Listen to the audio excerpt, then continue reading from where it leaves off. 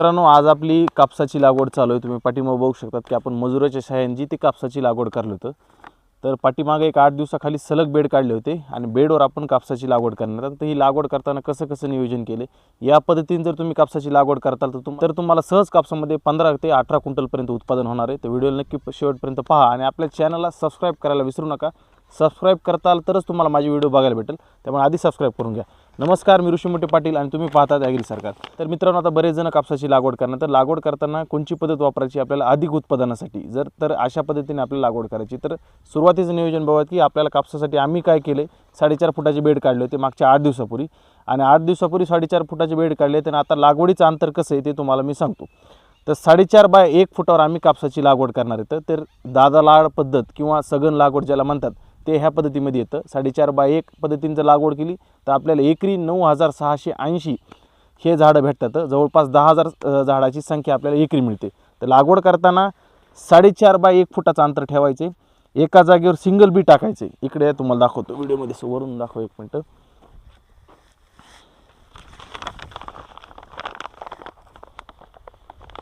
बघा, 4.5 बाय 1 फुटावर लागवड करायची आणि एका जागेवर सिंगल बी आपल्याला जे आहे ते टाकायचं असं आणि माती ॲड करायचं। आता काही जणांना प्रश्न पडला आमच्याकडे ओल आहे का नाही, तर आमच्याकडे ओल आहे, तुम्हाला दाखवतो मी। वरची माती सारली, हो का, हे मातीचा मुटका झाला का, मातीचा मुटका होणं, मातीचा गोळा होणं तर म्हणायचं आपल्या इथं पेरणीयोग्य ओल आहे। आणि आम्ही बेड काढले तर आम्हाला 3रा पाऊस झाला आमच्या भूम तालुक्यामध्ये, चांगल्या प्रकारची ओल आहे। तुम्ही सुद्धा अशा प्रकारे कापसाची जर ओल असेल तरच लागवड करा, नाही तर थोडं थांबा। तर बघा, आता हे तुम्हाला लागवडीचं अंतर सांगितलं, एकरी किती झाडं बसतील। त्यानंतर आता महत्त्वाचा विषय तो वाण निवड कोणती करायची। तर आम्ही नुजू व्हिडिओचं विजेता हे वाण निवडले। मागच्या वर्षीचं सुद्धा तुम्हाला वाण दाखवतो मी, इकडं बघा। मागच्या वर्षी आपण US चं 4708 हे वाण लावलं होतं, पण ह्या वर्षी आपण आता हे लावणार नाही। मागच्या वर्षी मी US 4708, त्याच्यानंतर US 7067 राशी स्विफ्ट हे वाण लावले होते। तर ह्या वर्षी लवकर येणार वाण नुजू व्हिडिओचं विजेता निवडलं, कारण काय की पाऊसकाळ कमी सांगितलेला आहे आणि मग अशा वेळेस उशीर येणारं वाण लावून जमत नाही। त्याच्यानंतर ज्यांना सघन लागवड करायची, दादा लागवड लाड ह्या पद्धतीमध्ये कापसाची लागवड जर करायची असेल तर तुम्ही राशी स्विफ्ट किंवा नुजू व्हिडिओचं विजेता ह्या 2 वाणापैकी कुठलं एक वाण निवड करा आणि अशा प्रकारे नियोजन करा। जवळ अंतरावर ज्यांना 4 बाय 1 वर करायची, 4 बाय 1.5 वर करायची, अशासाठी। बाकीच्यांसाठी इतर वाणं तुम्ही निवड करू शकता। हे झालं तर तुम्हाला वाण निवड कसं करायचं ते सांगितलं। त्याच्यानंतर महत्त्वाची गोष्ट की आता कापूस लागवड केल्यानंतर तणनाशकाची फवारणी करायला विसरू नका। आता ह्या प्लॉटमध्ये तर आमच्या कुठं काही तण उगून आलेलं नाही आहे। जर उगून आलेलं तण असेल त्यामध्ये तुम्ही राऊंडअप किंवा पॅराकॉट मिक्स करा, प्रति पंपाला 50 ml आणि पेंडिमिथिलिन 38% ह्याची फवारणी तुम्ही घेऊ शकतात। आता इथं बघा, तुम्हाला दाखवतो जरा,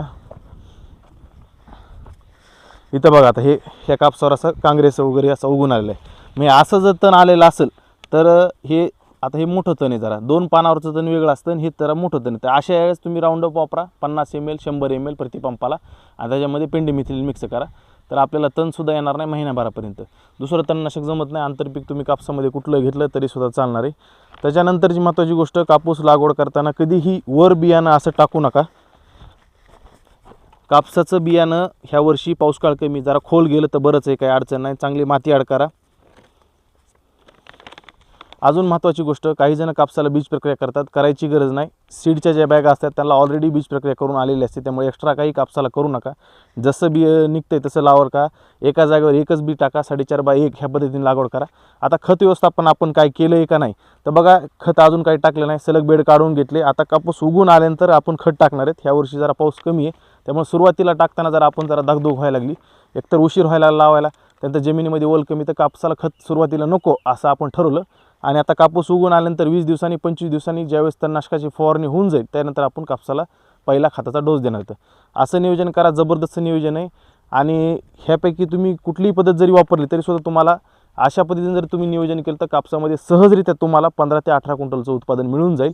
आणि तुम्हाला जर कापसामध्ये अधिक उत्पादन काढायचं असेल, तुमचे जर काही प्रश्न असतील तर तुम्ही मला खालील दिलेल्या नंबरवर संपर्क करू शकता। आपली व्हिडिओ जर आवडली असेल तर लाईक शेअर करायला विसरू नका। आणि शेतकरी बंधूंनो, तुम्हाला एवढ्या मी महत्त्वाच्या माहिती नेहमीच देत असतो, त्यामुळे आपल्या चॅनलला सबस्क्राईब केल्याशिवाय जाऊ नका आणि व्हिडिओला जास्तीत जास्त लाईक आणि शेअरसुद्धा करा। भेटूया पुढच्या व्हिडिओमध्ये। धन्यवाद। जय महाराष्ट्र।